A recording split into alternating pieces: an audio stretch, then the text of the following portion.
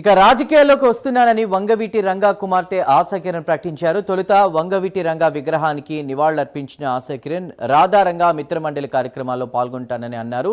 ఆ తర్వాత వంగవీటి రంగా ఆశయ సాధన కోసం కృషి చేస్తానని ఆశా కిరణ్ తెలిపారు. పబ్లిక్ లైఫ్ కి కొంతకాలంగా దూరంగా ఉన్నానన్న ఆశా కిరణ్ ఇకపై కంప్లీట్ గా తన జర్నీ పబ్లిక్ లైఫ్ లో ఉంటుందని స్పష్టం చేశారు.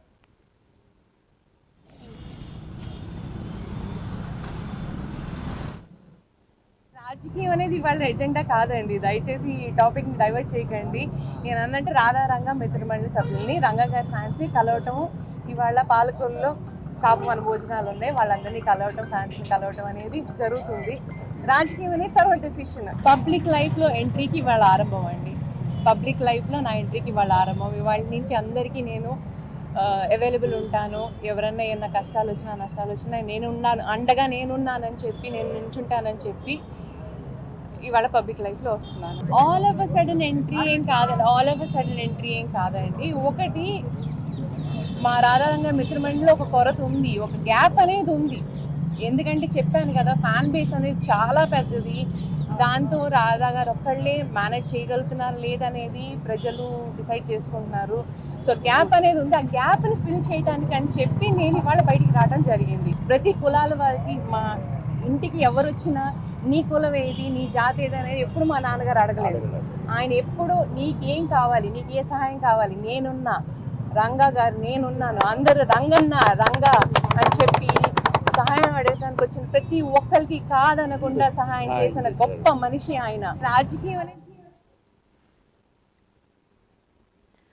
వేడిక రాజకీయాల్లోకి వస్తున్నానని వంగవీటి రంగా కుమార్తె ఆశా కిరణ్ ప్రకటించారు. తొలుత వంగవీటి రంగా విగ్రహానికి నివాళులర్పించిన ఆశా కిరణ్ రాధారంగా మిత్రమండలి కార్యక్రమాల్లో పాల్గొంటానని అన్నారు. వంగవీటి రంగా ఆశయ సాధన కోసం కృషి చేస్తానని ఆశా కిరణ్ తెలిపారు. అయితే దీనిపై పూర్తి వివరాలని మా ప్రతినిధి రాజ్ కుమార్ అందిస్తారు. రాజ్ కుమార్, పబ్లిక్ లైఫ్లోకి కొంతకాలంగా దూరంగా ఉన్నాను, ఇకపై కంప్లీట్గా నా జర్నీ అంతా కూడా పబ్లిక్ లైఫ్లో ఉంటుందని ఆశా కిరణ్ స్పష్టం చేస్తున్నటువంటి పరిస్థితి. అంటే రాజకీయాల్లోకి వస్తున్నానని క్లారిటీ ఇచ్చారా లేదా? మొత్తానికి వంగవీటి రంగా కుమార్తె ఆశా కిరణ్ ప్రస్తుతం విజయవాడ రాజకీయాల్లో ప్రస్తుతం చర్చనీయాంశంగా మారింది. ఏదైతే ఇప్పటికే స్వర్గీయ వంగవీటి మోహన్ రంగా మాజీ ఎమ్మెల్యే గాను, అదేవిధంగా ఏదైతే పేద ప్రజలకు ఈ సమస్య ఎక్కడ ఉందంటే ఆనాటి కాలంలో ఖచ్చితంగా వంగవీటి రంగా దగ్గరికి వెళ్తే ఆ సమస్యను సత్వరమే దానికి సమాధానం దొరుకుతుందనేటువంటి రీతిలో గతంలో వంగవీటి మోహన్ రంగా రాజకీయాల్లో ఉన్నటువంటి సమయంలో పూర్తిగా కూడా ఆయన వారసులుగా ఉన్నటువంటి వంగవీటి రాధాకృష్ణ అయినా, అదేవిధంగా వంగవీటి ఆశా కిరణ్ ప్రస్తుతం ఆశా కిరణ్ రాజకీయాల్లోకి నేను వస్తున్నానని ప్రకటించడంతో విజయవాడ రాజకీయాల్లో ఒక్కసారిగా కూడా ఇది ఒక చర్చనీయాంశంగా మారింది. ఏదైతే రాధారంగా మిత్రమండలి ఆహ్వానం మేరకు ప్రత్యేకంగా ఈ రోజు ఆమె కార్తీక వన సమారాధనకు సంబంధించి కూడా పాలకొల్లు వెళ్తున్నటువంటి నేపథ్యంలో ప్రత్యేకించి ఈ రోజు ఇది విజయవాడ బందర్ రోడ్ లో ఉన్నటువంటి వంగవీటి మోహన్ రంగ విగ్రహానికి ప్రత్యేకించి ఆవిడ నివాళులర్పించి అక్కడ ప్రత్యేకించి వీడియోతో కొన్ని విషయాలు పంచుకోవడం జరిగింది. ఏదైతే రంగా ఆశయ సాధన కోసం తాను ప్రత్యేకంగా కృషి చేస్తానని, ఏదైతే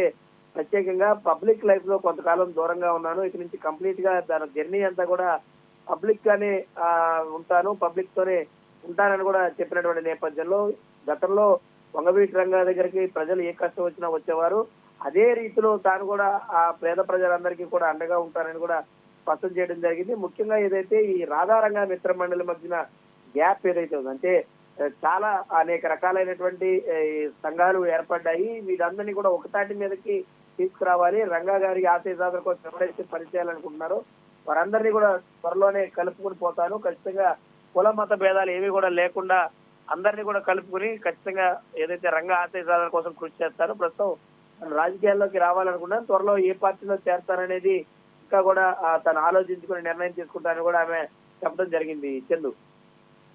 right Raj Kumar, thank you.